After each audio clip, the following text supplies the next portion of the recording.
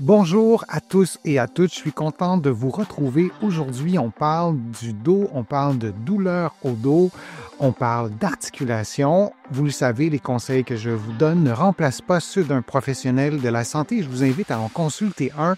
Vous allez trouver plusieurs des conseils, des exercices que je vous donne aujourd'hui dans mon livre Plus jamais malade, mon approche globale pour un corps en santé, et on fera aussi des allusions à mon roman Corps étranger, publié aux éditions Stanké. Peut-on continuer à avoir une vie normale quand on a une hernie discale ou est-ce qu'il faut tout arrêter en présence d'une hernie discale?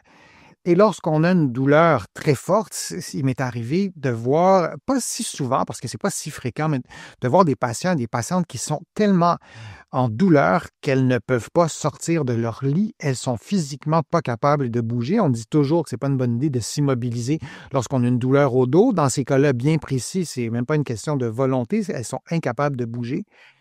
Et ces personnes se disent comment je vais faire pour reprendre une vie normale?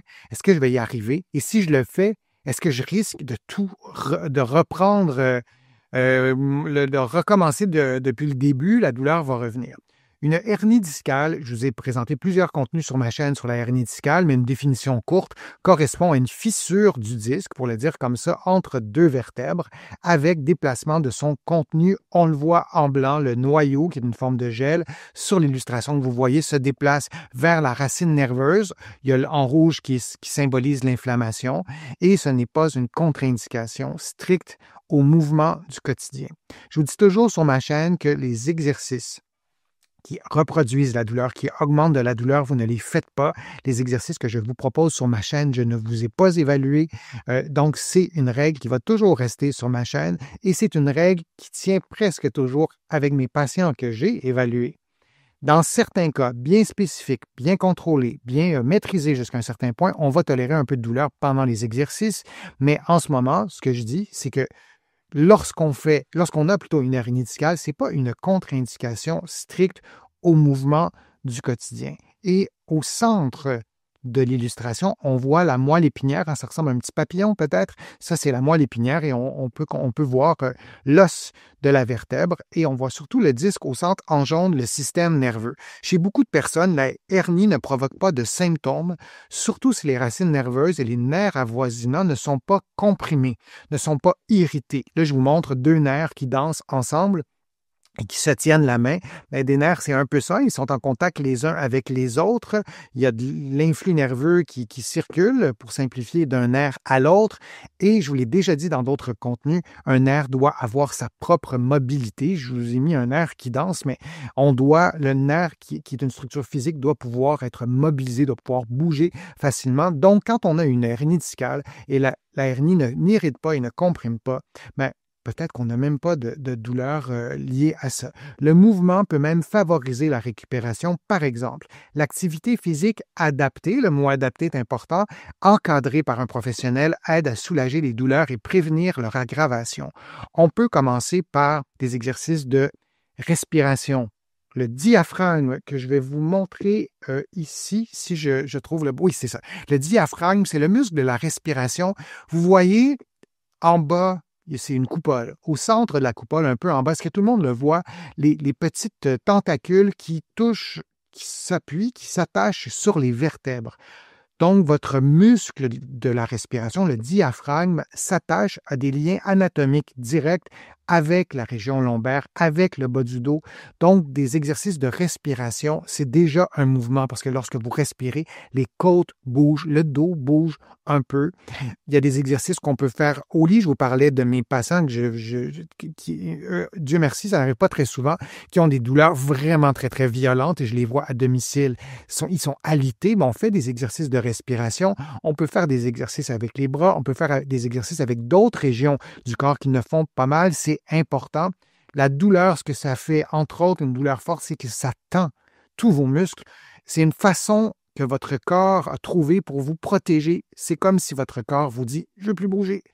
Et cette contraction-là, cette tension souvent fulgurante, aussi fulgurante que la douleur que vous ressentez, peut être aussi relativement rapidement contre-productive parce que la tension elle-même va générer de la douleur. Je ne dis pas que les tensions sont là pour rien, mais donc des exercices de respiration, ça peut être intéressant. Il y a beaucoup de mouvements, de contractions, d'exercices qu'on peut faire qui n'augmentent pas la douleur. Et c'est comme ça qu'on se réapproprie le mouvement. C'est comme ça qu'on peut retrouver notre vie normale. Et non, ce n'est pas nécessaire de tout arrêter, de mettre une croix sur tout. Je vous donne quelques conseils. 3 mots-clés: décharge, dosage et surveillance. Je vous explique chacun de ces mots-là en mettant aussi en contexte qu'il y a des hernies discales qui ne se traitent pas. Des hernies discales, vous avez vu le gel qui est déplacé. Parfois, il y a tellement de gel qui est déplacé, qui n'est pas juste déplacé, qui est à l'extérieur du disque, qui comprime le nerf de façon importante, qu'il y a des signes neurologiques, par exemple des paralysies, de l'incontinence, par exemple urinaire ou fécale. Il y a des signes neurologiques qui font en sorte que dans ces cas-là, c'est une urgence médicale. On veut que la personne soit opérée le plus rapidement possible. Ces cas-là, si on prend tous les cas d'hernie discale, ils ne sont pas fréquents. Il n'y en a vraiment pas beaucoup, toute proportion gardée. Si ça tombe sur vous, ça ne sera pas une bonne nouvelle. Ça sera tout un défi dans votre vie de relever tout ça. Il se relève, le défi. On a une intervention chirurgicale, mais dans la grande majorité des cas, les hernies discales, soit qu'elles ne font plus mal, qu'elles se résorbent d'elles-mêmes ou en suivant un traitement qui est efficace. Il y en a plusieurs. Donc, je voulais faire quand même cette parenthèse-là, mais dans la grande proportion des cas, on a une hernie discale qui se résorbe avec la bonne intervention ou avec aussi le temps qui passe. Il ne faut pas sous-estimer aussi l'importance de la force du corps pour se réparer lui-même, du moins dans plusieurs contextes, plusieurs cas de hernie discale. Donc, décharge. Si on va marcher sur la Lune, on n'aura pas de gravité. Ce n'est pas quelque chose d'accessible. Si on va marcher dans l'eau, on n'aura pas beaucoup de gravité. Si on fait des exercices au sol, couché sur le dos, sur le ventre, même dans certains cas en position assise, mais surtout allongé, on n'aura pas beaucoup de gravité.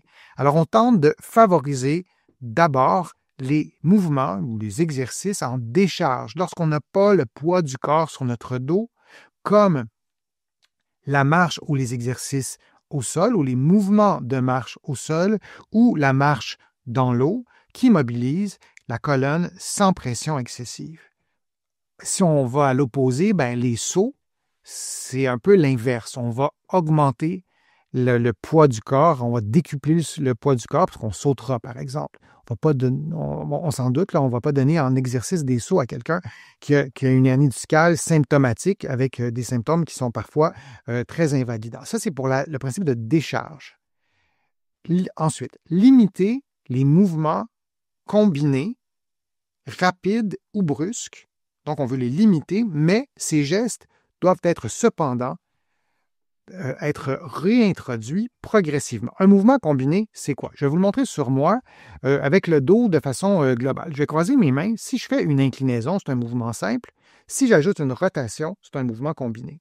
Je pourrais me pencher vers l'avant, toujours les mains comme ça, vous pourriez le faire en ce moment, et ajouter une rotation, c'est un mouvement combiné. Dans la vie de tous les jours, on fait plein de mouvements combinés, par exemple dans l'entretien ménager.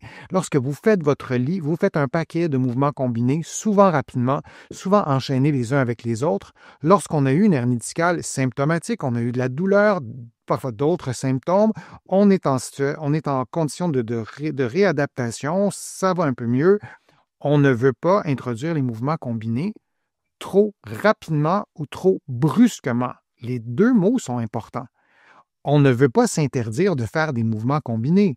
J'entendais parfois des gens qui disaient, là, sur ces mouvements, on m'a dit de ne plus les faire, les mouvements combinés. C'est impossible. On ne peut pas vivre dans nos occupations, dans notre vie de tous les jours, sans faire de mouvements combinés. On va être prudent, on va être conscient qu'on fait un mouvement combiné, mais il faut justement rééduquer ces mouvements-là. Et la rééducation se fait dans l'amplitude, se fait dans la vitesse du mouvement, et ça se fait aussi dans la combinaison des mouvements. Donc, on peut commencer par faire des mouvements de flexion en premier, ensuite rééduquer la flexion avec la rotation au bon moment, idéalement en étant accompagné, mais on veut doser, c'était le deuxième mot que je vous proposais, dosage. Il y avait décharge qui était le premier mot. Le deuxième mot, on veut doser tout ça, notamment dans la vitesse, dans l'amplitude, mais il faut rééduquer les mouvements combinés. C'est vraiment important. Et le troisième mot, surveillance, je vous ai mis une tour de surveillance, une tour d'observation plutôt. Donc, observez les réactions du corps après l'activité, après l'exercice. Une douleur qui s'atténue rapidement est relativement fréquente, mais si elle persiste ou s'amplifie, il vaut mieux en parler à votre professionnel de la santé. Donc, si vous faites un exercice ou même une activité physique, ça réveille un peu de douleur, mais ça s'en va tout de suite et vous pouvez même dire que c'est beaucoup mieux que la semaine passée parce que la semaine passée, lorsque je faisais X activités comme faire la vaisselle, des choses qu'on fait, là, qu'on ne peut pas se dire je ne fais plus rien du tout. Donc, faire la vaisselle, j'ai l'impression que j'ai 2 fois moins mal que la semaine passée. J'ai travaillé en thérapie, par exemple, et par vous-même, peut-être telle mobilité, tel muscle, telle activation de tel muscle, peu importe, et vous voyez que ça s'améliore de semaine en semaine. Ça va. Si c'est l'inverse, vous faites un mouvement, un exercice, une activité et la douleur s'amplifie, que la douleur s'amplifie 2-3 heures après et que ça reste toute une journée, ça, c'est pas quelque chose de positif. On veut comprendre ce qui se passe, on veut en parler aux professionnels qui nous suivent et dans la plupart des cas, on va reculer, on va réembobiner la réflexion dans le dosage, dans la décharge aussi, peut-être revenir à des façons de rééduquer sans mise en charge ou d'y aller plus progressivement ou dans le dosage, dans la vitesse du mouvement ou dans l'amplitude des mouvements, par exemple. Donc, alors à la question qui est toute simple, peut-on continuer à avoir une vie normale quand on a une hernie discale ou est-ce qu'il faut tout arrêter? Bien, la réponse, c'est oui, retrouver une vie normale quand on a une hernie discale symptomatique, une hernie discale qui nous cause de la douleur. Oui, on peut reprendre une vie normale, mais pas de n'importe quelle façon. On veut y aller en étant accompagné, en suivant ces règles de base-là. On aurait pu en ajouter d'autres, mais décharge, dosage, puis surveillance ou réévaluation, d'être vigilant jusqu'à ce que notre rééducation soit terminée. Et elle est terminée lorsqu'on a réintégré nos activités physiques, nos activités quotidiennes, avec des stratégies de compensation ou non. On est arrivé à tout réintégrer et la vie reprend son cours. Je vous remercie de votre présence, je vous remercie de vos questions. C'est toujours vraiment un grand plaisir de vous présenter ces contenus. Vous allez trouver beaucoup d'informations sur mon site web, le www.denisfortier.ca. Vous pouvez vous abonner gratuitement à l'infolettre.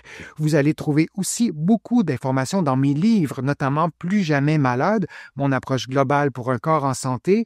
Vous allez aussi trouver d'autres, tous mes livres en fait dans les librairies ici au Québec, au Canada, en librairie, mais aussi sur le web. Et vous allez trouver plusieurs de mes livres aussi en France et de l'autre côté de l'Atlantique, notamment mon livre Corps étranger, qui est un roman publié aux éditions Stanquet. Merci de votre intérêt, merci de vos contributions. Sans elles, vous le savez, je ne pourrais pas vous présenter autant de nouveaux contenus. Je suis Denis Fortier. Je vous dis à une prochaine fois. À bientôt.